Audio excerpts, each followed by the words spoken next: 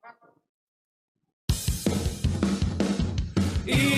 pesan ibu, pakai maskermu, cuci tangan pakai sabun, jangan sampai tertular.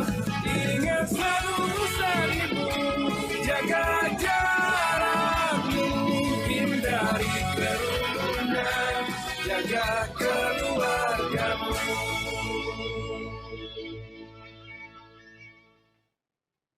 Halo pemirsa, selamat sore. Senang sekali saya Ula Kamal kembali ke hadapan Anda di acara COVID dalam Angka. Hadir di hari yang berbeda, di jam yang berbeda, tapi mudah-mudahan tidak akan mengurangi isi daripada COVID dalam Angka kali ini. Dan yang akan kita bahas adalah antisipasi penyebaran COVID-19 menghadapi liburan panjang minggu depan. Ada 5 hari libur di sana ya. Kita akan berbincang kembali dengan Dr. Dewi Nur Aisyah yang sudah hadir bersama kita ya. Ketua tim pakar, bukan tim pakar, tim data dan IT. Oke. Dr. Dewi, 5 hari. Bikin deg-degan nggak Dr. Dewi? Lumayan. Nah, coba dong cerita sama kita. Oke, jadi untuk menggambarkan ilustrasinya kali ya, kita belajar dari pengalaman yang lalu-lalu, Iya, di mana kita juga sudah pernah menghadapi beberapa kali liburan. betul. Nah, yang pertama mungkin saya sudah langsung siapkan saja datanya. Iya. Sekarang kita lihat ini ada grafik yang melihat menunjukkan jumlah kasus penambahan harian. Jadi harian, kemudian yang pertama kita lihat kasusnya pada saat libur Idul Fitri. Ini tanggal 22 sampai 25 Mei pada waktu itu. Iya. Kemudian kita lihat di sana kasusnya mungkin tidak terlalu tinggi, tiba-tiba ada kenaikan di tanggal 6 sampai 28 Juni 2020. Dr. Dewi di hariannya sendiri Betul. 20 sampai 25 Mei-nya itu turun loh. Betul, jadi tidak Iya. kasus penambahan hariannya tidak banyak. Iya. Tapi kemudian tanggal 6 sampai 28 Juni kasusnya kok lebih tinggi. Jadi kalau kita Betul. lihat jeda rentang waktunya di sini, sejak sekitar awal tanggal 22 sampai dengan tanggal 6 ini kurang lebih ada waktu 10 sampai 14 hari Iya. kita melihat ada penambahan angka tiba-tiba yang lebih tinggi dari biasanya. Berarti sesuai ya dengan masa inkubasinya adalah Betul. sekitar 2 2 mingguan. minggu, betul. Iya. Dan kalau kita lihat di sini lagi, sebenarnya benar ngaruh nggak sih kita keluarin Iya, angkanya sekarang? iya. Nah, yang pertama adalah kita mau lihat jumlah rata-rata kasus harian per pekannya nih. Iya. Jadi kalau kita ingat libur panjangnya di akhir bulan Mei, ini rata-rata hariannya, kasus per harinya, Iya. rata-rata 600. Kemudian di pekan pertama Juni ini masih 674, pekan kedua Juni ini yang rentangnya 2 minggu, 10 sampai 14 hari, langsung naik di angka 1013. Kemudian naik lagi di angka 1088 sampai 1159. Jadi naik terus. Kok saya kangennya ketemu angka yang 600 gitu ya. Betul. Karena sekarang kan udah 4 ribuan ya pastinya ya. Oke, Nah, ini kalau yang kita ini yang pertama dari rata-rata penambahan jumlah kasus harian. Oke. Kemudian agar benar nggak sih ini ada kenaikan, kita Iya. lihat kumulatif mingguan. Jadi kalau misalnya di pekan terakhir Mei, kumulatif mingguan jumlah kasus kita total hari Senin sampai dengan hari Minggu, Iya. ini ada 4.202 nih di akhir pekan Mei. Iya. Kemudian kita lihat ada kenaikan, pekan pertama Juni tidak terlalu signifikan, tiba-tiba di Iya. pekan kedua Juni bisa kita lihat dari 4.200 naik langsung ke angka 7.091. Iya. Maka kalau kita lihat kesimpulannya di sini, bahkan di akhir Juni adalah 8.119. Iya. Kurang lebih di sini terjadi kenaikan yang cukup signifikan. Ini next, bisa kita lihat selanjutnya. Lanjut.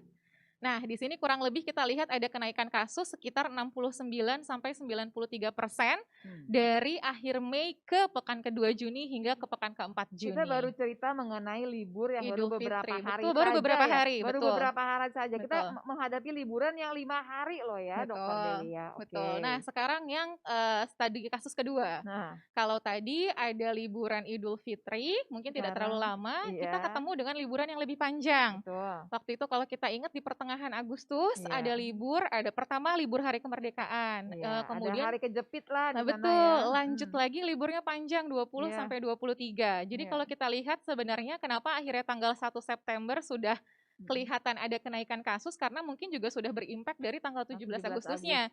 Bisa Baik. kita lihat 17 Agustus ke belakang agak ya rata lah ya, Iya. cukup sama penambahan hariannya. Namun pada saat per pekan pertama September ini kasusnya cukup kelihatan naik sampai dengan tanggal pekan ketiga September. Jadi ini pekan 3 minggu sama jeda kenaikannya kurang lebih sekitar 10 sampai 14 hari. Nah, kalau kita lihat lagi di sini, next selanjutnya Kalau misalnya yang ini lebih tinggi Dokter Lula. Jadi kalau tadi mungkin maksimal sekitar 69, ini naiknya sampai 118% bahkan dari angka awalnya. Oh, Dan ada kenaikan absolut 3,9% untuk positivity rate. Nah, ini penjelasannya selanjutnya di sini sudah disiapkan juga. iya.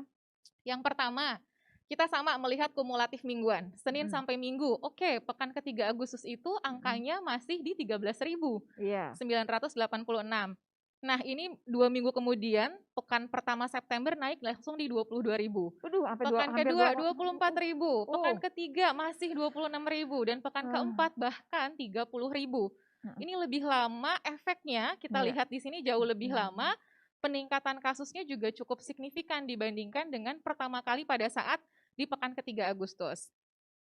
Kalau kita lihat lagi juga rata-rata jumlah penambahan harian, mungkin tadi kan Mei masih 600 ya Dokter Lula. Iya, iya. Di bulan Agustus itu memang sudah di 1.900-an, hampir Iya. 2.000 lah. Tapi akhirnya mencapai 2.000, ini ketika di bulan September bahkan bukan 2.000, loncat ke 3.000 rata-rata hariannya. Jadi Iya. 3.100, 3.400. Bahkan di pekan keempat September rata-rata penambahan Iya. kasus harian 4.362. Iya. Dan ini yang membuat kemudian DKI Jakarta kembali PSBB. Betul, Ya, betul. PSBB-nya dilanjutkan. Iya. Nah, ini ada Baik. efeknya. Kita masih lihat lagi yang tadi. Kalau kita lihat sebenarnya adalah positivity rate. Sebenarnya kita ingin melihat apakah penambahan kasus harian ini dikarenakan jumlah tesnya memang bertambah atau sebenarnya enggak gitu. Iya. Nah, akhirnya di sini kita lihat dari angka positivity rate-nya Dokter Lula. Iya. Artinya apa sih kita ngeliat positivity rate? Semakin tinggi positivity rate-nya, artinya laju penularan yang terjadi ini lebih tinggi. Semakin banyak orang diperiksa, pasti akan semakin banyak orang yang positif. Iya. Nah, di pekan ke-3 Agustus itu angkanya masih 14,65%. Tiba-tiba 2 minggu setelah yang di awal September ini naiknya langsung di angka 18,5%. Artinya laju penularannya memang bertambah. Jadi bukan hanya karena jumlah pemeriksaan naik, tapi memang laju penularan di tengah-tengah masyarakat ini bertambah. Artinya lebih banyak orang yang positif di tengah-tengah masyarakat. Kita ulang sedikit barangkali Dokter Dewi. Kalau kita misalkan punya cerita kasus yang bertambah jadi banyak, itu kan berarti alasannya bisa macam-macam. Betul. Salah satunya adalah, seperti DKI Jakarta, dia melakukan tes banyak sekali. Dengan sendirinya nanti yang positif juga banyak dong, gitu ya. Tapi kalau bicara positivity rate ini, ceritanya adalah penularan. Penularan yang kita gitu lihat, ya. betul. Jadi yang tadinya penularannya pokoknya yang dites 10 dapatnya 100 dapatnya 14. Tes 200 28. Betul. Nah, sekarang karena penularannya betul-betul meningkat, naik. di tes 100 yang positif 18 sekarang. Betul. Cuma yang dites itu kan bukan cuma 100 nih pemirsa, kita ngetesnya bisa jutaan ceritanya ya. Baik. Jadi memang intinya di sini dari grafik yang tadi terbukti bahwa memang laju penularannya memang bertambah, bukan hanya karena ada penambahan jumlah pemeriksaan yang terjadi di lapangan. Iya. Nah, jadi semua gambaran tadi Dokter Lula ini tuh gambaran apa yang sudah kita pelajari dari beberapa ini pelajaran buat kita loh. Betul, dari yang sudah bisa kita lihat. Nah, kita lanjut sebenarnya mungkin akar masalahnya pertama kita melihat ada libur panjang. Iya. Tapi yang kedua, libur panjang ini akan menjadi sebuah potensi penularan ketika mobilitas penduduknya bertambah. Sebenarnya itu. Nah, ketika mobilitas penduduk bertambah, yang kita khawatirkan ada potensi kerumunan. Dan ketika di kerumunan ada yang tidak patuh dengan 3M, maka akan terjadi peningkatan penularan. Jadinya ada abai protokol kesehatan nih. Ini gambar yang di sini yang warna biru ini adalah kita jelasin dulu nih. Yang jadi gambar grafik ini, gambaran ini menunjukkan mobilitas penduduk. Baik. Semakin pekat warnanya berarti mobilitasnya semakin tinggi. Pada saat dilaksanakan PSBB, ini contohnya di Pulau Jawa, mobilitasnya bisa kita lihat lebih renggang di atas. Kemudian pada saat terjadi PSBB transisi, semakin banyak lagi pergerakannya. Artinya mobilitas penduduk memang terjadi dengan sangat tinggi di Pulau Jawa. Nah, ini yang kita lihat periodenya sampai 6 September 2020. Jadi memang di sini yang kita garis bawahi adalah mobilitas penduduk. Jangan sampai menjadi berkerumun, sudah berkerumun tidak menggunakan 3M. Akhirnya terjadi penularan di sana. Jadi kan ada beberapa tahap nih ceritanya ya. Betul. Ada libur panjangnya. Libur panjangnya pasti naik? Belum tentu. Libur panjang, peningkatan mobilitas? Oke, barangkali ya. Tapi kalau kemudian sampai potensi kerumunan, kemudian patuh 3M gimana? Nah, jadi kalau misalnya ada kerumunan, ada kepatuhan, pasti kepatuhan kita dengan menggunakan 3M dapat mengurangi resiko penularan. Tapi tetap ada resiko penularan di sana karena kondisinya berkerumun. Kalau berkerumun apakah mungkin bisa jaga jarak? Ini pasti juga tidak yang bisa harus jaga. kita lihat Jadi juga. pemirsa kalau melihat ceritanya Dokter Dewi kali ini, ceritanya jadi banyak nih, faktornya banyak, bukan cuma libur panjang saja, Betul, bukan cuma mobilitasnya yang meningkat, bukan, ini satu rame-rame barengan nih semuanya ya. betul. Berarti kalau ada beberapa yang kita bisa tahan, Mm-mm. mungkin kita bisa memperbaiki keadaan kan Betul. dengan sendirinya. Justru Baik, itu, di setiap titik ini harus kita ambil preventionnya, pencegahannya. ya, Yang pertama, 3M-nya harus patuh. Yang ya, kedua, menjauhi kerumunan. Yang ya, ketiga, kalau bisa mobilitasnya juga dibatasi, tidak pergi ke mm-mm, tempat-tempat yang ramai. Nah, iya, ini juga akan sangat berpengaruh. Kita lanjut, Dokter Lula. Kalau iya, misalnya tadi kita sudah berbicara mengenai pelajaran di Indonesia, kita mm-mm, akan sedikit bergerak mm-mm, dari literatur-literatur internasional yang iya, juga sudah membahas efek dari mobilitas penduduk terhadap peningkatan kasus COVID-19. iya, Yang pertama, ini ada studi yang sudah dilakukan di Cina, yang dimana dari hasil penelitian itu disampaikan bahwa ternyata pertama kali ditemukan COVID-19 kan di Wuhan. iya, Mobilitas penduduk keluar dari kota Wuhan ini presisinya sangat tinggi sekali untuk melihat pola penularan. Kalau dia keluar dari Wuhan, dia pergi kemana, iya, ini sangat kelihatan dari statistik mobilitas penduduk yang ada di sana.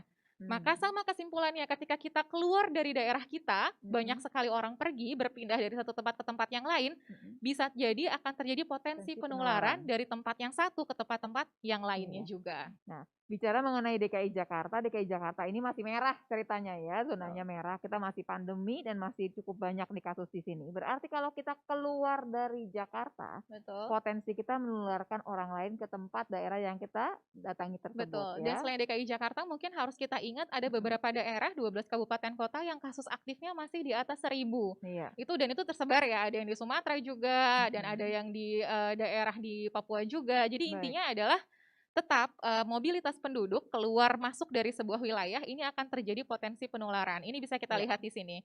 Yang kedua, contohnya kita bawa jalan-jalan lagi. Yang kedua adalah kita pergi ke Amerika. Iya. Jadi ini ada studi di Amerika, Dokter Lula. Kalau kita lihat di grafik yang pertama, warnanya merah pekat sekali. Iya, ini kenapa merah Yang semua? artinya adalah pergerakan mobilitas penduduknya sangat tinggi di bulan Januari 2020.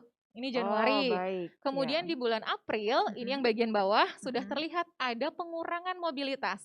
Yang semula warnanya pekat sekali merah, Iya. artinya mobilitas penduduk dengan tinggi terjadi. Ya. Sedangkan di bulan April ini sudah ada intervensi, dibatasi pergerakan penduduknya sehingga lebih sedikit. Kasusnya gimana? Nah, grafik sebelah kanan.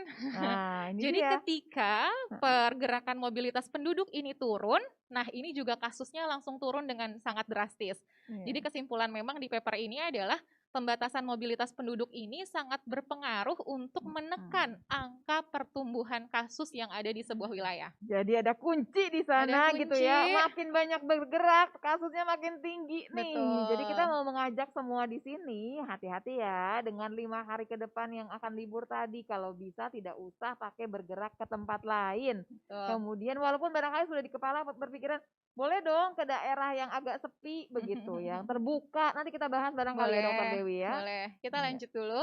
Nah, jadi sekarang ini kita coba bawa ke contoh kali ya Dokter Lula. Iya. Beberapa contoh adanya potensi penyebaran Saat perjalanan wisata. Nah, ini Baik. juga penting harus kita pahami bahwa ternyata bisa loh sangat berpotensi.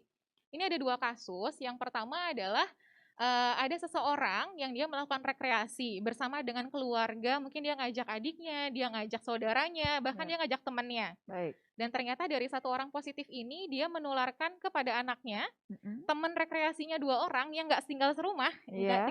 tapi pergi bareng-bareng jalan-jalan. Iya. Ini sama-sama positif. Nah, kemudian dari salah satu teman rekreasinya ini, gara-gara dia balik lagi ke rumah, nularin lagi ke ibu dengan kakak iparnya.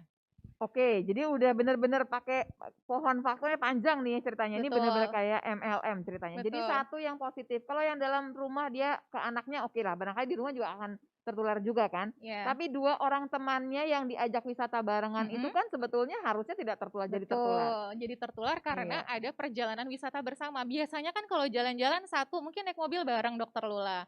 Kondisi di mobil ya paling kan menggunakan AC di dalam mobil. Yang kedua, perjalanan wisata biasanya jauh, minimal kan lebih dari 1 jam kita untuk menuju dari satu tempat dari rumah gitu ya, ke tempat wisata yang lain. Jadi memang potensi penularannya terjadi ketika saat itu. Kan baru cerita bahwa kita akan dalam satu ruangan yang bersama pakai AC, kita cerita bahwa kita akan berdekatan juga barangkali ya gitu, dan waktunya cukup panjang. Betul. Tapi kalau kita semua pakai masker, kira-kira bantu tidak?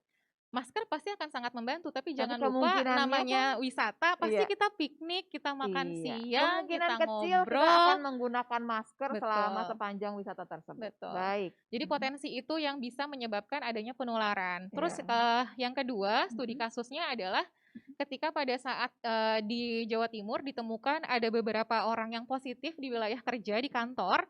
Setelah coba ditelusuri dan dilakukan penyelidikan epidemiologi, ternyata 4 orang dari karyawan itu pernah melakukan wisata bersama. Mereka pergi ke sebuah kota, di sana mereka makan bakso bakar, mereka ke alun-alun. Di sana banyak sekali pengunjung Ini kok dan saya tahu padat. kemananya kayaknya ya. Baik.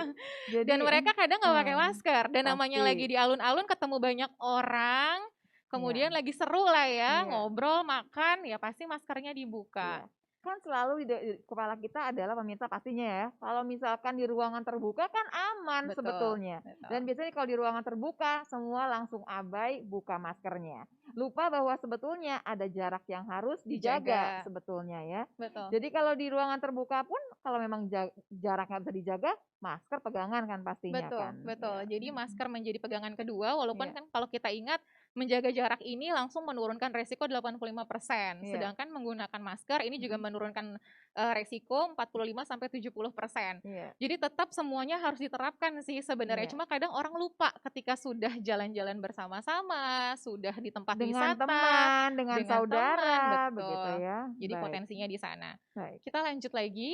Nah, jadi ini mungkin yang harus kita ingatkan tadi. Berikut adalah beberapa aktivitas saat liburan dengan resiko tinggi. Yang pertama adalah kita berpergian ke tempat kerumunan atau tempat wisata yang ramai dengan pengunjung. Pasti resikonya Pasti ini tinggi. resikonya tinggi sekali. Iya. Yang kedua, kalau misalnya nggak pergi ke tempat wisata, pergi belanja, mau ke swalayan, ke supermarket, ke toko yang ternyata memang biasanya lagi-lagi ketika libur ini ramai. Ini yang kedua, tempat belanja. Iya. Ketiga adalah kita ikutan di sebuah pertemuan dalam acara di satu ruangan dan orangnya banyak di dalam ruangan Sebetulnya itu. sebelum kita pindah nih ke yang ruangan tadi yang berbelanja, ada yang menanyakan sebetulnya hitungannya gimana sih kita boleh berbelanja ke satu tempat? Kalau sudah lihat ada antrian, apa kita mundur saja? Nah, jadi sebenarnya kalau misalnya supermarket itu misalnya mereka menerapkan protokol kan ada jumlah maksimum pengunjung, itu satu. Betul. Ketika diterapkan jumlah maksimum pengunjung, maka harusnya orang yang keluar masuk akan dihitung satu pintu yang sama, tidak boleh pintunya berbeda.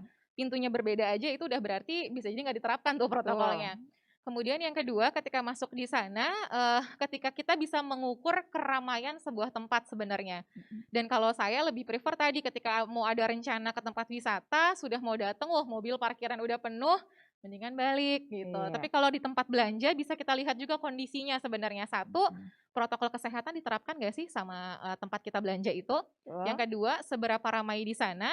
Yang ketiga, kemarin udah sempat kita bahas juga bahwa ketika memang berbelanja ini harus lebih ekstra hati-hati, terutama hand sanitizer dibawa kemana-mana, jangan megang-megang barang, kemudian megang wajah kita dengan tangan yang belum dibersihkan. Dan tambahan lagi bahwa Dr. Dewi sempat mengingatkan, bukan sarung tangan yang penting loh sebetulnya. Karena kadang-kadang sarung tangan dipegang buat apa? Balik Pegang lagi lagi wajah. wajah, pegang lagi. Jadi intinya adalah bahwa tidak pegang wajah kita kalau kita tidak yakin Tangan kita sudah tangan bersih. kita bersih ya. Betul. Jadi ternyata kalau bicara tempat berbelanja harus berhitung betul. Kalau ternyata ramai, cari waktu lain. Cari waktu lain. Oke, sama juga berarti ya. Dengan tempat wisata juga sama. Kemudian yang ketiga tadi, jangan kita berkumpul sama teman, berkumpul sama keluarga, apalagi mereka datang dari rumah yang berbeda, wilayah yang berbeda. Kita nggak tahu kalau misalnya mereka ini dalam kondisi yang sehat atau tidak.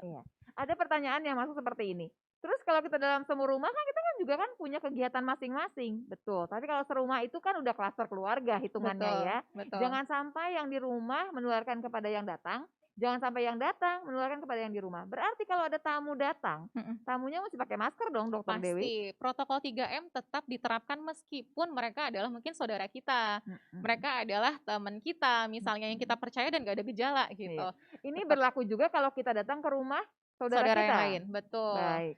tetap harus mempraktikkan 3M dimanapun berada. Iya. Kemudian yang selanjutnya adalah tadi menghindari kalau misalnya mau ada parade, mau ada festival, atau acara-acara berkumpul yang memang ramai dengan orang. Kadang kita kan malah ngumpul entah mau arisan, mau reunian. Nah, itu Iya. juga hati-hati sekali untuk dilaksanakan, terutama dalam kondisi seperti saat ini, liburnya Baik. sedang panjang, ada banyak kegiatan yang mungkin orang-orang sudah rencanakan. Iya. Ya, Kita lanjut. walaupun ya PSBB, kalau di Jakarta PSBB transisi berarti sudah bisa ada Kegiatan, seminar, sudah bisa betul. ada pernikahan, Betul. walaupun tidak boleh makan di tempat ya. Betul. Kita lanjut lagi. Jadi ini adalah beberapa tempat yang harus kita waspadai pada saat libur musim panjang, libur yang sangat panjang sekarang dengan iya. titik-titik kerumunan. Iya. Yang pertama udah pasti tempat wisata nih. Tadi kita udah mention, ini pasti sudah banyak sekali. Mungkin orang udah bosen di rumah, Iya. pengen jalan-jalan. Lagi-lagi kita lihat tempat wisatanya. Kemudian yang kedua, karena memang liburnya adalah libur keagamaan, Iya. jadi juga kita pastikan tempat ibadah tidak ramai ketika mau Betul. mengadakan bentuknya tablik akbar, mau ada pengajian, pastikan kondisinya tetap patuh pada 3M. Jangan Protokol berkerumun, kesehatannya jangan ya. berkumpul. Iya. Kemudian yang ketiga, karena libur juga musim sangat panjang, kampanye juga ini harus hati-hati sekali Iya. kalau ada kegiatan yang dilaksanakan dan ternyata malah mengundang keramaian. Kemudian yang keempat, ini tadi sudah diingatkan juga kalau misalnya ada kunjungan keluarga, ini yang tadi kita sampaikan, kita mau berkunjung, kita disamperin, tetap 3M harus dipraktekkan. Apalagi kalau memang di keluarganya ada anggota keluarga yang resiko tinggi nih ceritanya Tinggi, ya, yang betul. lansia, yang masih muda ya, yang Betul. balita. Yang ada kondisi komorbid misalnya, ini kan juga harus sangat kita hati-hatikan. Iya. Kemudian pada saat tempat-tempat di perbelanjaan, baik bentuknya mau mall ataupun pasar tradisional, ini juga kemungkinan besar akan ramai pada saat libur panjang. Kemudian tempat-tempat transportasi umum, misalnya di terminal, di stasiun, mungkin yang menggunakan kendaraan pribadi jalan tol akan penuh atau akan ramai. Ini juga akan bisa kita lihat kondisinya. Dan yang terakhir adalah tempat kerumunan karena bencana alam. Ini juga harus kita ingat. Sekarang kan hujan sudah mulai deras. Jangan di beberapa tempat mungkin sudah ada yang mulai naik airnya. Betul. Jadi nanti kalau mau dia mungkin tempatnya akan ke pengungsian atau daerah rumahnya akhirnya kebanjiran dan harus pergi mengungsi ke tempat saudaranya yang lain, ini juga harus dipastikan tetap ekstra hati-hati. Kalau kita tetap mau jalan-jalan, kekeh mau jalan-jalan Dokter Dewi, terus ya kita mesti milih tempat wisata yang seperti apa? Yang pertama, diusahakan satu outdoor, jangan dalam lingkungan yang memang tertutup atau indoor. Iya. Jadi kalau misalnya bisa memilih tempat outdoor yang luas, ini bisa menjadi salah satu opsi. Yang kedua juga, tadi sudah disampaikan, lihat kondisi. Jangan sampai kalau ramai, kita masih kekeh mau kumpul di sana. Karena tadi contohnya di salah satu tempat, alun-alun pasti besar dong. Betul. Tapi ketika banyak orang lagi-lagi berkumpul dalam satu waktu yang sama, terjadilah kerumunan di sana. Potensi penularan kembali tinggi. Ini yang harus kita hati-hati. Seperti di alun-alun, tapi kita jaga, kalau jaga jarak nggak bisa kali ya. Tapi kalau masker dipakai gitu ya, kemudian nggak pegang-pegang wajah, kalau tangan kita kotor, berarti masih ada potensi tetap dong? Masih ada potensi penularan tetap. Jadi dengan seminimal mungkin lah kita mengerjakan semuanya lah, dari mulai hand sanitizer selalu dibawa kemanapun kita pergi. Dan kuncinya adalah jangan pernah sentuh wajah, ngucak-ngucak mata, megang hidung dengan tangan yang belum dibersihkan. Masker nih jangan dilepas gitu. Jadi kalau misalnya kondisinya benar-benar kayak tadi, makan siang di restoran, bawa piknik, bawa makanan, ini yang benar-benar malah harus dihati-hatikan. Kadang kita lupa, udah pakai terus, tapi kemudian ketika makan akhirnya dibuka, ngobrol, kelupaan lagi. Iya, balik lagi, apalagi kalau ngobrol sama teman-teman yang tidak satu rumah. Berarti kita tidak mengerti dong status kesehatannya seperti apa. Betul. Jadi ini ada beberapa rekomendasi aktivitas dengan resiko yang sangat rendah. Yang pertama adalah mungkin kita bisa mengirimkan makanan, Dokter Lula, atau hadiah-hadiah kecil, terutama untuk keluarga kita. Mungkin kita kangen dengan saudara kita kangen dengan ayah ibu kita yang mungkin rumahnya berbeda. Nah, karena kita tidak ingin memberikan resiko, bisa juga dikirimkan aja nih parcel, makanannya hadiah, dikirimkan, terus makanan dikirim, pakai video ya, ngobrol ya makannya ngobrol sambil cerita-cerita. Terutama ini kepada mereka lagi-lagi yang punya resiko tinggi, yang usianya sudah lanjut atau punya penyakit penyerta. Dari mulai hipertensi, diabetes, penyakit jantung, pernah kena stroke dan lain-lain ya. Kemudian yang kedua tadi kalau misalnya mau kumpul-kumpul dengan teman misalnya atau ada acara perayaan, ini bisa menggunakan metode virtual. Ini kita rekomendasikan sekali karena akan jauh lebih efektif juga, nggak menghabiskan waktu untuk keluar rumah. Yang Masih ketiga, bisa gosip kok, masih bisa curhat juga sebetulnya. Memang tapi masih nggak bisa pegang-pegangan saja pastinya betul. ya. Yang ketiga, bisa Mm-mm, juga kita makan bareng mm-mm, atau menghabiskan waktu bersama justru dengan keluarga karena kita punya waktu di rumah mm-mm, dengan anak-anak kita yang tinggal serumah sama kita, benar-benar kita mm-mm, habiskan waktu dengan mereka mm-mm, full time di rumah. mm-mm, Ini juga seru. Kemudian yang keempat, yang suka belanja, ini juga bisa dilakukan dengan online mm-mm. daripada langsung ke tempatnya, bisa menggunakan online. Iya. Kemudian bisa juga kita nonton TV di rumah bareng-bareng sama Mm-mm, keluarga atau mm-mm. olahraga bareng Iya. atau kita nonton nonton film yang memang disukain sama anak-anak bareng sama kita juga sama keluarga besar Mm-mm, yang memang tinggalnya di mm-mm. rumah, satu Iya. rumah. 5 Nah, hari ini tidak akan berkurang maknanya untuk betul, liburan sebetulnya, tapi pasti aman. Dan jangan sampai kemudian setelah liburan bahagia, pulangnya itu jadi permasalahan 2 minggu kemudian. Nggak langsung pulangnya betul, sih, 2 minggu kemudian jadi masalah waktu kasus COVID-19 kena ke keluarga kita ya. betul. Jadi itu memang yang harus kita hati-hatikan. Mm-mm, Selanjutnya sebenarnya tadi juga mm-mm, sudah disampaikan, titik tekan yang harus kita lihat dari mm-mm, COVID-19 ini adalah 3M-nya tadi, itu ya, harus diterapkan dimanapun kita berada, dan beberapa hal yang dapat menyebabkan adanya penularan di komunitas dan mm-mm, peningkatan resiko kita. Yang ya, pertama adalah tadi adanya kondisi berkerumun. Ini yang pertama. Dan ini yang khawatirnya terjadi ketika orang libur pada waktu bersamaan. ya, Pasti ngumpul semua di satu waktu, ya.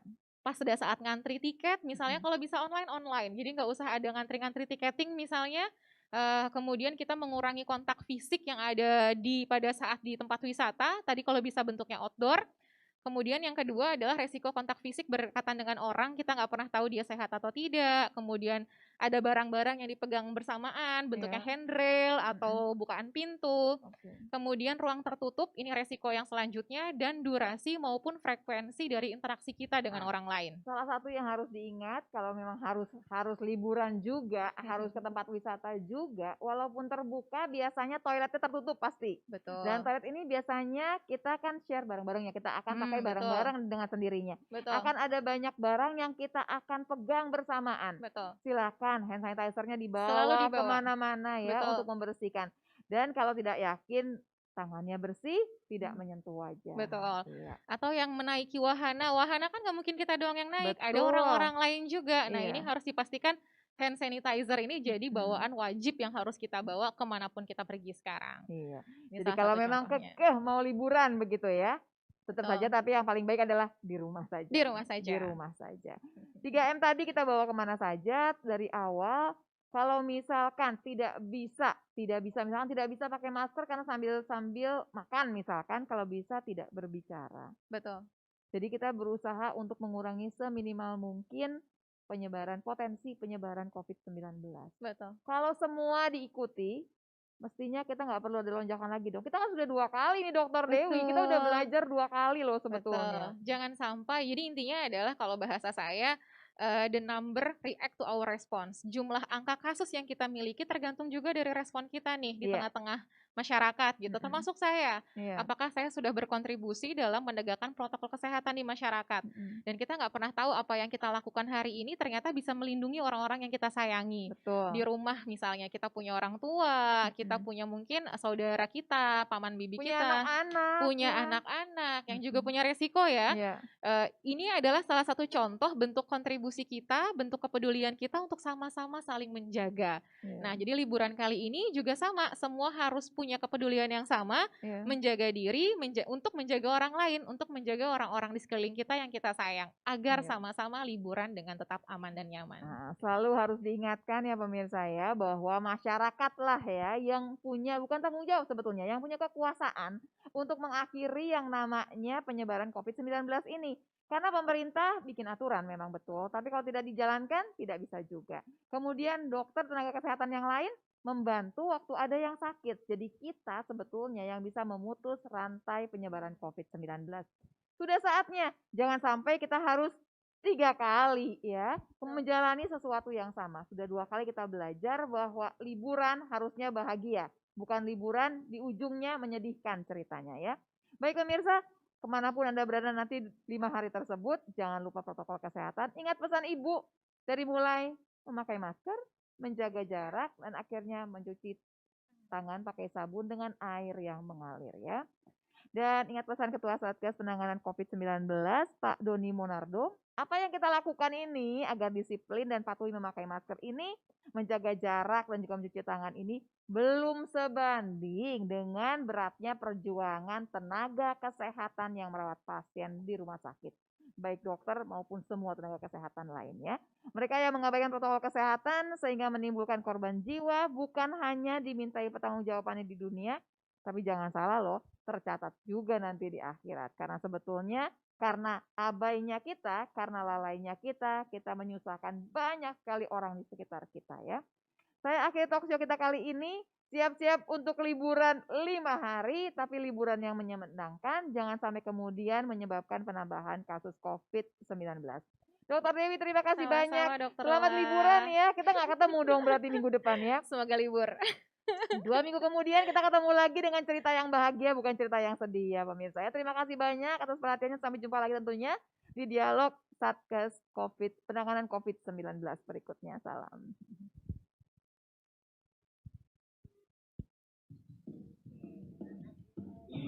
Pesan ibu, pakai maskermu, cuci tangan pakai sabun, jangan sampai tertular.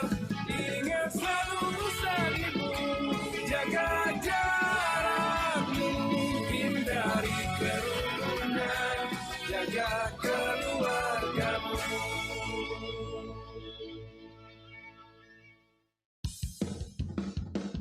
Ingat pesan ibu, pakai maskermu, cuci tangan pakai sabun, jangan sampai tertular. Ingat selalu pesan ibu, jaga jarakmu,